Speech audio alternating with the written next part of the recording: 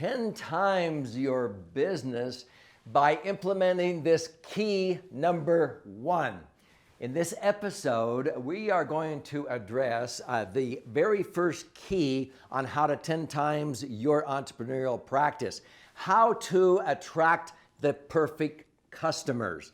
So get ready. I'm going to share with you some concepts that I have invested over $3 million in my life to learn, and I'm going to give it to you free.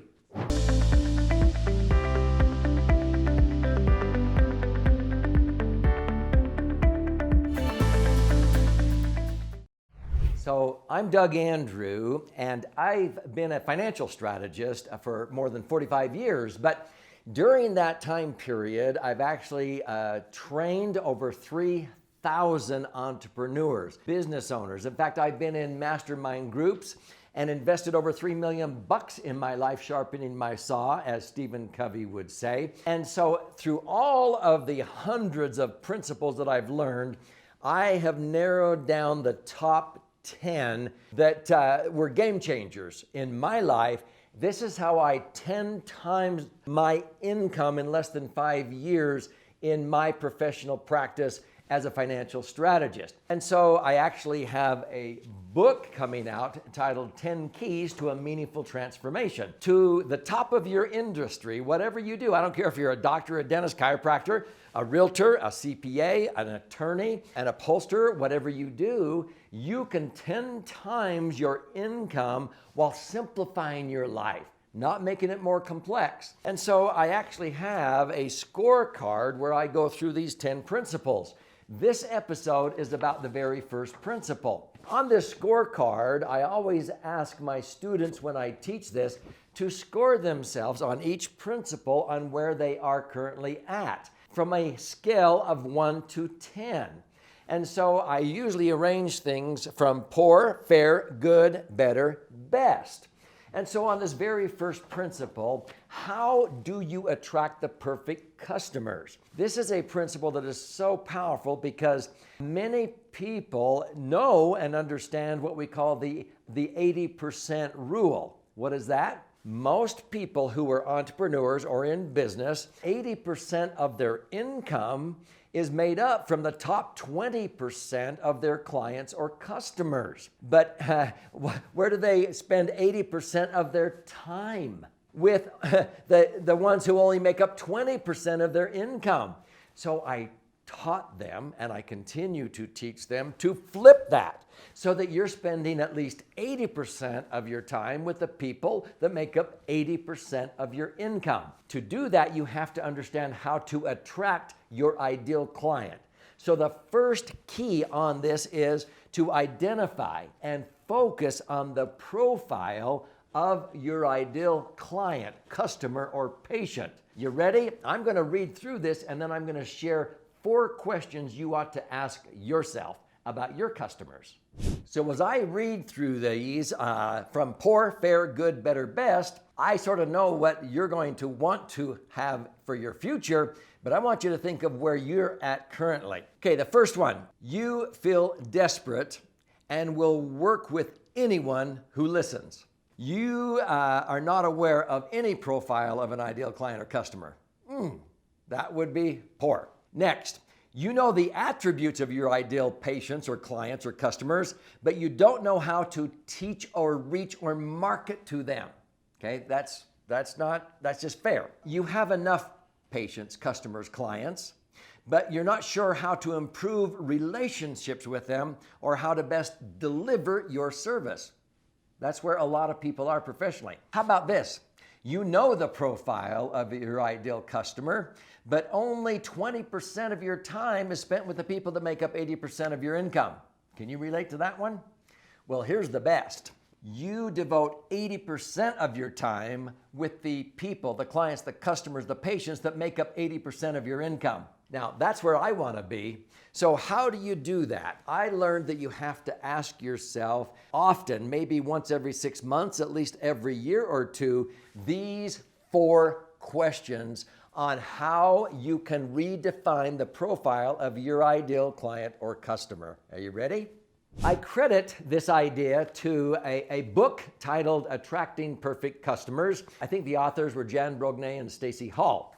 And so I adapted these questions to my entrepreneurial practice. The first one is, what are the attributes of my ideal client? So I wrote them down, and I remember the first time I said, well, they're punctual, they're appointment keepers, they're grateful for my advice, they do what I ask them to do, they follow through and so forth. They use the tools that I provide and so forth.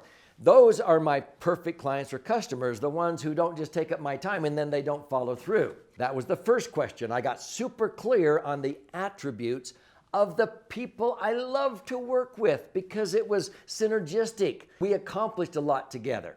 That was number one. Question number two, what makes my ideal client or customer tick? In other words, I would ask them questions and I would find out what their main purpose was for living. Who and what is most important to them? My sweet spot were people in my financial practice, people 55 to 70 years old that were about to retire, and I wanted to help them not outlive their money and so forth. And so I knew what was important to them. And it wasn't just not outliving their money, it was their family, their children, not spoiling them and so forth.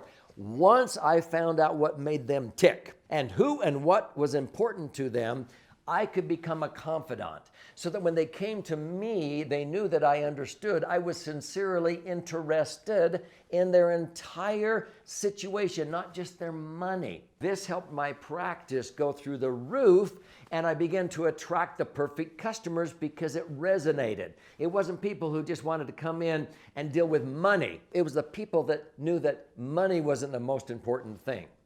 Let's go through the final two questions. So the third question I had to ask myself, and I do this regularly, what do your ideal clients, customers, expect you to deliver? Okay. Now, I did learn, thank goodness, that you want to under-promise and then over-deliver. But what did my ideal clients expect me to deliver? First of all, the same advice and direction that I would give my mother to my own spouse, my children, my grandchildren, because I didn't want to ever recommend anything that I was not implementing myself or with my own family. What else? They wanted me to return phone calls, to stay in touch, to have the latest and the greatest, to be on the cutting edge and to understand how to deal with flexibility with the changing world we were in. Instead of just giving the same old advice that I learned 20 and 30 years ago in college, in dental school, and medical school. They wanted me to be on the cutting edge. They wanted me to be courteous and professional and deliver prompt responses, to meet with them annually, help them get clarity, make adjustments.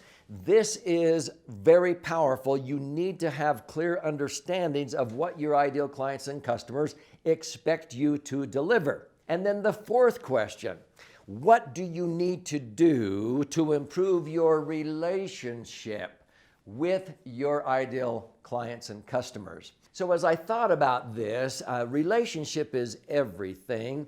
And so I, first of all, needed to communicate my desire to improve the relationship. I wanted to clarify their plan and make sure that we stayed on the same page of what our goals were, meet annually and show them what little adjustments we needed to make. I would ask them questions like, what has changed in your family situation or with your business that we need to make adjustments?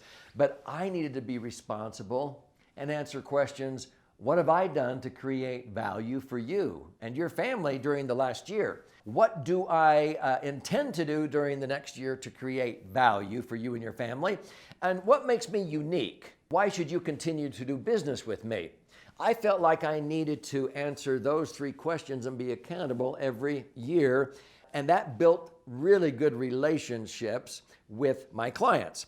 I also needed to be sincerely interested in them instead of just not paying attention to what they were sharing, what was keeping them up at night and their greatest fears, and then address them. And so I wanted to communicate that they met my profile of an ideal client and I appreciated them.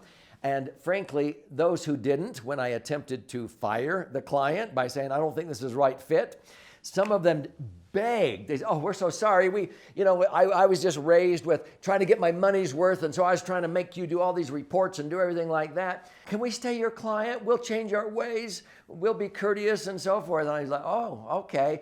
Because that's miserable. You want to have the office brighten up when they come in instead of brightening when they leave, if you know what I mean. And so you want to provide reasons for them to respect you and create what I call a meaningful transformation for them instead of them viewing you that you're just a commodity. You're just like any other doctor, dentist, or financial planner. No, you are not providing just unique products. You don't just give good service. It's a unique experience every time they come in and meet with you, and you're providing a meaningful transformation. So if this is resonating with you, this is the very first of 10 keys. But when you implement these 10 keys, entrepreneur after entrepreneur that I've trained, their practice usually grows by 10 times, often in less than 60 months like mine did. These are powerful concepts. So number one is you want to identify and focus on the profile of your ideal client or customer. So I would encourage you to click on these additional episodes, learn the other 9 keys to make a meaningful transformation in your professional practice so that you can have 10 times growth.